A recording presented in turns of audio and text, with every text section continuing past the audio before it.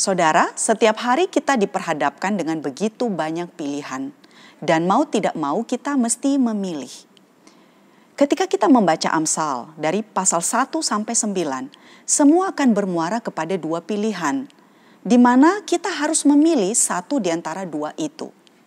Nah, di dalam renungan-renungan kita sebelumnya, Amsal sudah memberitahukan bahwa di dalam perjalanan hidup ini, sang anak sebagai pendengar dari Amsal akan bertemu dengan dua orang perempuan.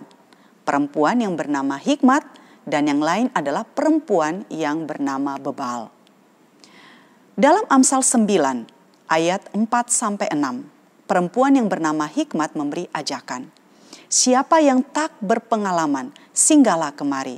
Dan kepada yang tidak berakal budi katanya, marilah, makanlah rotiku dan minumlah anggur yang telah kucampur. Buanglah kebodohan, maka kamu akan hidup dan ikutilah jalan pengertian.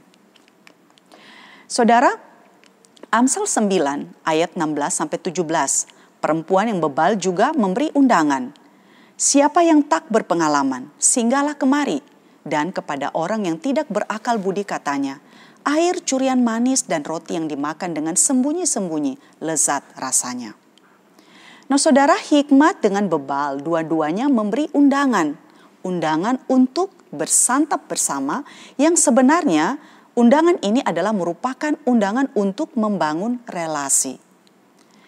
Namun perkataan dan gambaran diri dari kedua perempuan ini sangat berbeda, saudara. Hikmat adalah seorang yang pemberani. Kita bisa menemukan dirinya di jalan, di lapangan, di pintu-pintu gerbang kota. Amsal 1 ayat 20-21. Ia berseru-seru di tempat tinggi, di tepi jalan dan persimpangan jalan. Pasal 8 ayat 1-2. Tempat-tempat ini adalah tempat umum, di mana banyak orang berkumpul. Dia berada di sana karena ingin menyampaikan pesan yang penting bagi mereka yang ada di situ. Saudara, si Hikmat ini bisa kita kenal dari pertemanannya dan siapa-siapa yang dihindarinya. Dikatakan dia sangat erat dengan kebenaran, pasal 8 ayat 6. Kejujuran, pasal 8 ayat 7. Tingkah laku yang lurus, pasal 8 ayat 8. Dan penilaian yang tepat, pasal 8 ayat 12. Nah di pihak lain, dia menghindari sejauh mungkin yang namanya penipuan, kejahatan, kecongkakan, dan arogansi. Pasal 8 ayat 7-8 dan ayat 13. Sementara saudara, pasal 9 ayat 13-18 menggambarkan si Bebal sebagai seorang yang bukan pemberani, tetapi dia adalah seorang yang dikatakan cerewet. Pasal 9 ayat 13. Ia mencampuri hal-hal yang tidak perlu ia urusi. Ia tidak tahu apa-apa. Dan yang lebih buruk adalah ia tidak tahu kalau sebenarnya ia tidak tahu apa-apa. Ia adalah seorang yang sepenuhnya berlawanan dengan Hikmat. Nah jadi baik Hikmat maupun Bebal, mereka mengundang dengan menggunakan kata-kata yang sama, yaitu memanggil pemuda yang tak berpengalaman dan yang tidak berakal budi, dan sama-sama mengundang untuk makan bersama yang merupakan gambaran untuk menjalin relasi. Namun saudara, isi dan pesan yang mereka sampaikan sangat berbeda. Hikmat saudara mempersiapkan sebuah jamuan mewah di rumahnya yang megah, itu dikatakan di pasal 9 ayat 1-2. Sementara si Bebal menyediakan jamuan namun memberi seruan yang negatif. Di ayat 17 dia mengatakan, air curian manis dan roti yang dimakan dengan sembunyi-sembunyi lezat rasanya. Bahkan di ayat yang ke-18 dikatakan, orang-orang yang diundangnya ada di dalam dunia orang mati. Nah saudaraku, penggunaan istilah perempuan yang disebut sebagai Hikmat dan Bebal di dalam Amsal ini tentu saja tidak dimaksudkan secara hurufiah. Nah pertanyaannya adalah, hal apakah yang diwakili oleh kedua perempuan ini? Kita bisa memahami hal ini saudara dengan melihat dari lokasi rumah kedua perempuan ini. Pertama, Hikmat. Dikatakan rumahnya terletak atas tempat-tempat yang tinggi di kota di dalam ayat yang ketiga pasal 9. Yang di dalam bahasa Ibrani menekankan bahwa rumahnya terletak pada titik paling tinggi dari kota. Nah saudara, di dalam dunia Timur Tengah purba, tempat paling tinggi dari suatu kota adalah kuil atau tempat peribadatan. Di Kanaan, Baal diyakini tinggal di Gunung Zion. Di Israel, Allah menyatakan diri di Gunung Sinai yang memerintah kepada umatnya agar membangun bait Allah di Gunung Sion sebagai tempat kediamannya di bumi. Nah, lokasi rumah ini menunjukkan kepada kita bahwa si hikmat adalah simbol Allah.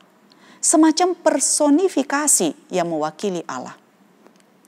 Si Bebal juga saudara menempatkan rumahnya pada titik tertinggi di kota.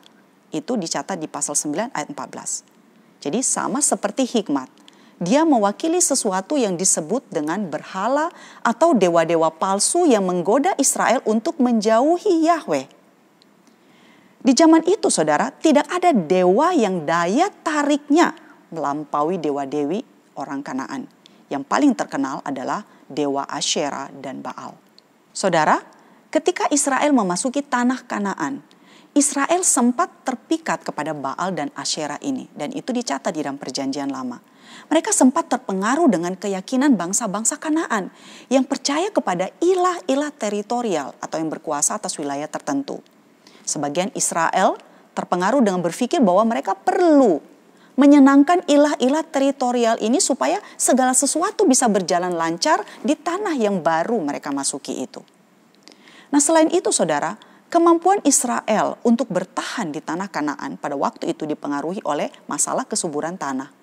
Dan Baal adalah dewa kesuburan. Pada waktu itu Baal dipercaya oleh orang Kanaan sebagai kuasa yang berada di balik turunnya hujan dan musim kering. Dan Israel sangat tergoda untuk menyembah Baal itu. Khususnya ketika tiba musim kering di mana pada waktu itu sempat terjadi tidak turun hujan selama 3,5 tahun lamanya. Nah, perempuan hikmat dan Bebal mengundang setiap kita untuk bersantap bersama. Suatu undangan yang berimplikasi untuk membangun suatu relasi. Pertanyaannya adalah, dengan siapakah kita akan duduk dan makan bersama? Kalau kita memahami bahwa hikmat dan Bebal mewakili Allah dan dewa-dewa palsu, maka keputusan yang akan kita ambil adalah sesuatu yang sangat penting yang bisa dikatakan menyangkut hidup dan mati. Siapa yang tak berpengalaman, singgahlah kemari. Dan kepada yang tidak berakal budi katanya, marilah. Perempuan, hikmat, dan Bebal mengundang untuk makan bersama. Undangan siapakah yang akan saudara terima? Amin.